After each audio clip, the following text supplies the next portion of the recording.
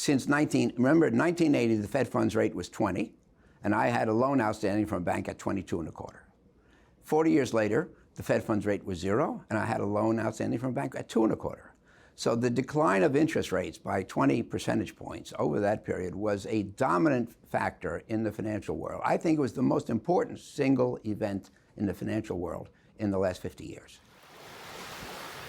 Un cambio de marea, o sea change, se define como una transformación profunda o cambio radical de dirección. Y en los mercados financieros nos estamos dirigiendo hacia uno ahora mismo. Cada año aparecen nuevas noticias y eventos en el mercado, como la quiebra de varios bancos regionales o algún fraude multimillonario de criptomonedas, y eso hace que el mar se agite. Pero lo que estamos viviendo ahora mismo es un agresivo cambio de marea. O al menos eso piensa Howard Marks, uno de los mayores inversores de nuestro tiempo, el cual afirma que el juego de la inversión ha cambiado tal y como lo conocíamos. In the period 09 through 13, the Fed took the Fed funds rate to 0 to fight the global financial crisis, left it there a long time, and didn't have any luck getting it back up into what you might think are normal ranges. So we had a low interest rate environment which made life very easy. It was an easy world, and if you read articles about, for example, Silicon Valley Bank, they talk about the easy money environment. Según el inversor, las condiciones que ayudaron a estimular el mercado de 2009 a 2021 han comenzado a cambiar hace unos 18 meses. La mayor inflación ha resultado no ser transitoria, y esto ha provocado un aumento en las tasas de interés, una preocupación por una recesión, una preocupación por una mayor posibilidad de pérdida y por lo tanto la exigencia de una mayor rentabilidad por asumir mayores riesgos. El índice Standard & Poor's 500 ha tenido una rentabilidad de poco más del 10% anual durante casi un siglo, y todo el mundo está muy contento. El 10% anual durante 100 años se convierte a $1 en casi 14.000. Por ello, la pregunta clave es: ¿qué es el sea change y cómo debemos invertir a partir de ahora para alejarnos de lo que ha funcionado los últimos 40 años? Por suerte, en este vídeo vamos a responder a la pregunta a partir del último memo anual de Howard Marks, donde el propio inversor revela la mejor inversión para los próximos años. Como dijo Sir John Templeton, cuando los inversores dicen que los tiempos son diferentes, normalmente es un esfuerzo por racionalizar valoraciones que parecen altas en relación con la historia. Esto lo dijo en un artículo de 1987, 8 días antes del famoso lunes negro, cuando el Dow Jones cayó un 22,6% en tan solo un día. Y 12 años después, lo nuevo que entusiasmaba a los inversores eran las grandes expectativas de que Internet iba a cambiar el mundo. Esta creencia sirvió para justificar los precios elevados y los ratios PER infinitos de las acciones digitales y de comercio electrónico, muchas de las cuales perdieron más del 90% de su valor durante el siguiente año. Sin embargo, es importante destacar que Templeton admitió que sí que podía haber un cambio real importante el 20% de las veces. En raras ocasiones algo fundamental cambia, y eso tiene una gran afectación y significado en la inversión, y este podría ser uno de esos casos. El sea change no solo son fluctuaciones típicas, cíclicas, sino que implica algo que va más allá. En conjunto representa una gran alteración del entorno de la inversión que exige una gran reasignación de capital. Pero antes de ver las potenciales soluciones que da Howard Marks, antes repasemos rápidamente en 2 minutos todos los acontecimientos pasados que nos han hecho llegar al momento actual, a este sea change. A finales de 2008, la Fed llevó los tipos de interés a cero por primera vez para rescatar a la economía de los efectos de la crisis financiera mundial. Como esto no provocó que la inflación superara el 2%, que es el target de la Fed, la Reserva Federal se sintió cómoda aplicando políticas monetarias muy expansivas, es decir, tipos de interés bajos y quantitative easing o compra de bonos, durante prácticamente los siguientes 13 años. Resultado, tuvimos la recuperación económica más larga jamás registrada, más de 10 años de tiempos fáciles para las empresas que buscaban obtener beneficios y asegurar financiamiento. Incluso las empresas que perdían dinero tuvieron pocos problemas para salir a bolsa, obtener préstamos y evitar el impago y la quiebra. Las bajas tasas de interés de 2009 a 2021 hicieron que fuera un buen momento, un gran momento para los inversores o propietarios de activos y para los prestatarios. Las acciones se iban al cielo, FOMO, Fear of Missing Out, o en este caso, miedo de perderse una subida potencial en bolsa, se convirtió en la principal preocupación de la mayoría de la gente, y así llegó 2020. Las masivas medidas de ayuda por el COVID-19, combinadas con problemas en la cadena de suministro, dieron como resultado que demasiado dinero demandara muy pocos bienes, la condición clásica para el aumento de la inflación. La mayor inflación que surgió en 2021 persistió hasta 2022, lo que obligó a la Fed a acabar con el show. Así, le dijo adiós a los Crypto Bros y a los inversores de Peloton, aumentó drásticamente las tasas de interés y puso fin al QE. Por diferentes razones es poco probable que la próxima década veamos también un escenario de tipos de interés a la baja en descenso o ultra bajos. Por lo tanto, es probable que veamos tiempos mucho más difíciles para los beneficios empresariales, para la apreciación de los activos y para el endeudamiento. Y como veo que me sobran segundos, si os está gustando este vídeo, os invito a que os suscribáis aquí debajo activando las notificaciones y dejéis un gran like para uniros a esta comunidad de más de 40.000 inversores particulares. En pocas palabras, si realmente viene un cambio, un gran cambio radical, como bien afirma Howard Marks, en ese caso no podemos asumir o dar por sentado que la estrategia de inversión que hemos utilizado los últimos 15 años vaya a funcionar los años venideros. Howard Marks define el sea change con estas dos comparaciones. Se dice que si pones una rana en una olla con agua hirviendo, saltará. Pero si la pones en agua fría y enciendes el fuego, se quedará ahí, sin darse cuenta, hasta que hierva y muera.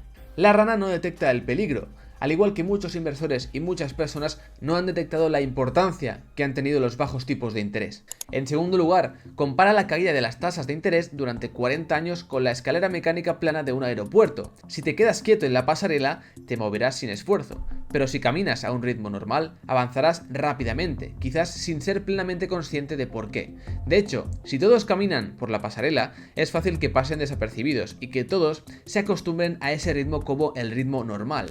La mayoría de las personas que estáis viendo este vídeo, por no decir todas, habréis empezado a invertir seguramente pasados los 1980. Por lo tanto, con pocas excepciones, nosotros solo hemos visto un escenario de tipos de interés a la baja o directamente muy bajos. Howard Marks destaca: me cuesta creer que la Fed no crea que se equivocó al mantener tasas de interés ultra bajas durante tanto tiempo. Me sorprendí cuando miré los datos y vi que la Reserva Federal mantuvo la tasa cerca de cero durante casi 7 años. Howard Marks comenta que fijar una tasa de interés o un tipo de interés tan bajo es una medida de emergencia, pero que la Fed la ha utilizado durante muchos años, cuando realmente no llegó una emergencia hasta 2015. Para él, estas tasas tan bajas han sido un error que no debe repetirse.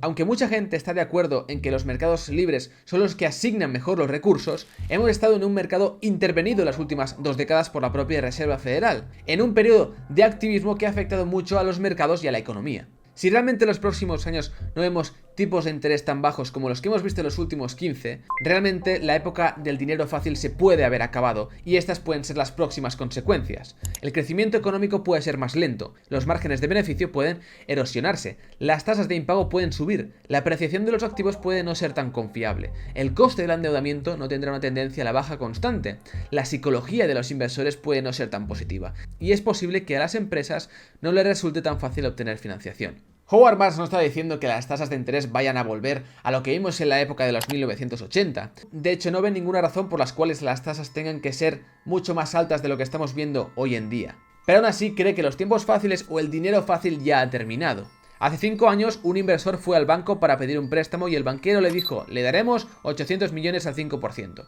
Ahora hay que refinanciar ese préstamo y el banquero dice: le daremos 500 millones al 8%. Eso significa que el coste de capital del inversor ha aumentado, su rendimiento neto de la inversión ha disminuido o es negativo y tiene un agujero de 300 millones de dólares que llenar. If it's the change I think it is, then what you should have in your portfolio going forward can be very different from what it has been. ¿Qué estrategias funcionarán mejor?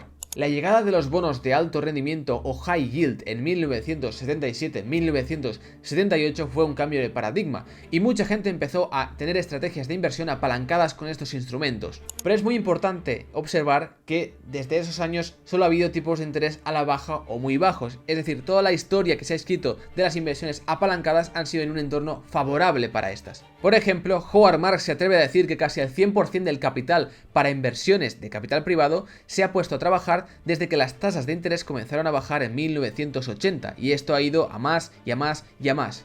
Al mismo tiempo, la caída de las tasas de interés ha hecho que ya no sea tan interesante invertir en deuda.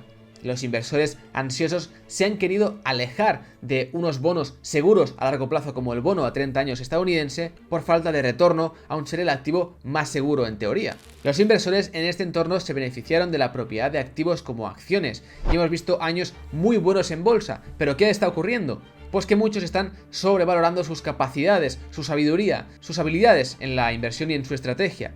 Y pocos están viendo realmente la importancia que ha tenido invertir en un escenario de bajos tipos de interés. Teniendo en cuenta los beneficios de estar en la escalera mecánica plana, durante este periodo me parece que habría sido necesaria una muy mala toma de decisiones o muy mala suerte para que una compra de activos realizada con dinero prestado no hubiera tenido éxito. Ahora, ¿será la inversión en estos activos tan rentable como lo fue en los últimos 15 años? Las perspectivas de mayores retornos están aquí, según Howard Marks. A principios de 2022, los bonos de alto rendimiento, por ejemplo, rindieron en el rango del 4%, una rentabilidad no muy útil. Pero hoy en día rinden más del 8%, lo que significa que estos bonos tienen el mismo potencial de hacer una gran contribución a los resultados de la cartera.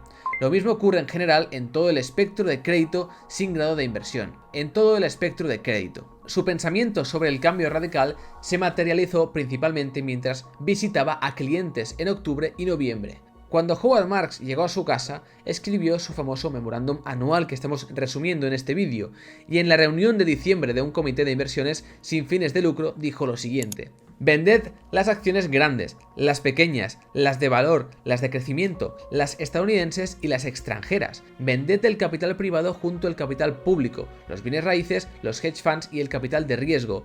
Vendedlo todo y colocad las ganancias en bonos de alto rendimiento al 9%. Al final, muchos de los clientes de Howard Marks no pueden simplemente invertir en un bono a 30 años como muchos de nosotros haríamos, obteniendo un 5%. ¿Por qué? Porque necesitan un retorno superior al 6%, o por lo menos de un 6%. Por ello, él recomienda como alternativa invertir en deuda o en bonos de alto rendimiento para sus clientes, para que puedan obtener un 9%, en su opinión, fácil y con una mayor seguridad que invirtiendo en acciones. Como hemos dicho, el índice SP500 ha tenido una rentabilidad de poco más del 10% anual durante casi un siglo. Hoy en día, el índice ICE BOFA US High Yield Constraint ofrece un rendimiento superior al 8,5%, el CS Leverage Loan ofrece el 10% y los préstamos privados ofrecen mucho más. Con las acciones, la mayor parte de su rentabilidad a corto y medio plazo depende del señor mercado o de Mr. Market, como dijo Ben Graham en El Inversor Inteligente. Depende de los beneficios, pero también de la psicología de los inversores y de su optimismo o pesimismo, que generalmente se mueve en extremos. En el caso de los instrumentos de crédito, el rendimiento viene definido por un contrato entre dos partes. Yo le presto dinero a alguien, le pido que a cambio me dé un tipo de interés, por lo que va pagando unos cupones durante el camino y finalmente me devuelve mi capital. ¿Cómo funcionaría un bono?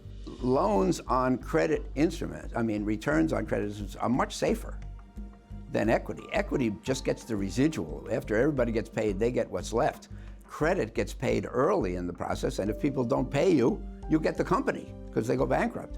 Claro, cuando una compañía quiebra hay una escalera de cobros y el accionista está de los últimos, pero por el contrario los acreedores de deuda están en los primeros puestos. Si los acontecimientos que describo realmente constituyen un cambio radical, los instrumentos de crédito probablemente deberían representar una porción sustancial de las carteras, quizá la mayoría. Pero bueno, al final no todo es tan bonito y este escenario de inversión en crédito también tiene sus desventajas o sus problemas. ¿Y cuáles son? Aunque Howard Marks aquí defiende el crédito y es menos probable que se impague respecto o en comparación con las acciones, sí que realmente puede haber un impago y las compañías pueden ir a la quiebra y realmente el acreedor no puede recibir ese dinero. Eso realmente existe y podría pasar. Pero claro está que si no nos fiamos ya de la parte de deuda o de acreedor, ¿cómo nos vamos a fiar de la parte de equity, que es la que está por debajo y la que va a recibir menos dinero? En segundo lugar, por su naturaleza, los instrumentos crediticios no tienen un upside o un potencial muy elevado. Las acciones, por el contrario, sí que lo tienen, y los próximos años, si viéramos tipos de interés más bajos o un escenario más positivo para las acciones, pues nos quedaríamos un poco con cara de tontos viendo cómo las acciones no dejan de subir contra nuestros bonos o nuestros instrumentos de crédito.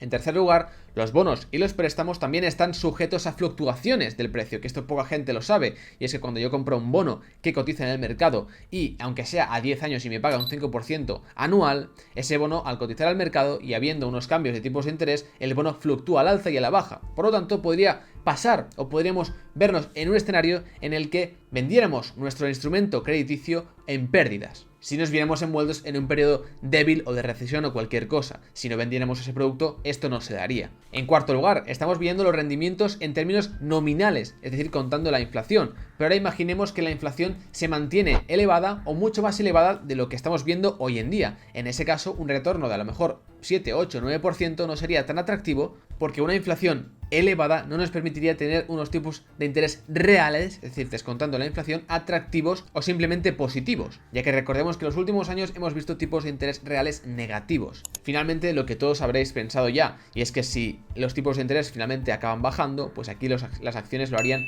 mucho mejor seguramente que los instrumentos de crédito. Pero también es cierto que bajando los tipos de interés, si yo ya he comprado un instrumento de crédito, me puedo beneficiar y asegurar una rentabilidad a 5 o 10 años o lo que dure ese contrato. Es decir, que si aquí 2 años están al 9%, pero yo ya me he asegurado un tipo de interés al 7 o 8%, eso también me puede asegurar o bloquear un tipo de interés muy atractivo para los próximos años. Howard Marks es un inversor muy respetado y que yo personalmente leo mucho, pero nunca había visto que revelara o que opinara sobre algo de manera tan drástica o tan extremista. Por ello, me pareció interesante traeroslo al canal. Ese es el primer cambio radical que él ha mostrado a nivel público, y en el cual recomienda un mayor peso en la cartera dentro de estos instrumentos crediticios. Por ello simplemente acabo con una de sus conclusiones y simplemente te invito a que te suscribas aquí debajo activando las notificaciones, de que es un gran like si te ha servido y te ha gustado, y también espero verte en el próximo vídeo. Son altamente competitivos frente a los rendimientos históricos de las acciones, superan los rendimientos requeridos o los supuestos actuariales de muchos inversores y son mucho menos inciertos que los rendimientos de las acciones. A menos que haya graves lagunas en mi lógica, creo que justifica una reasignación significativa de capital hacia el crédito.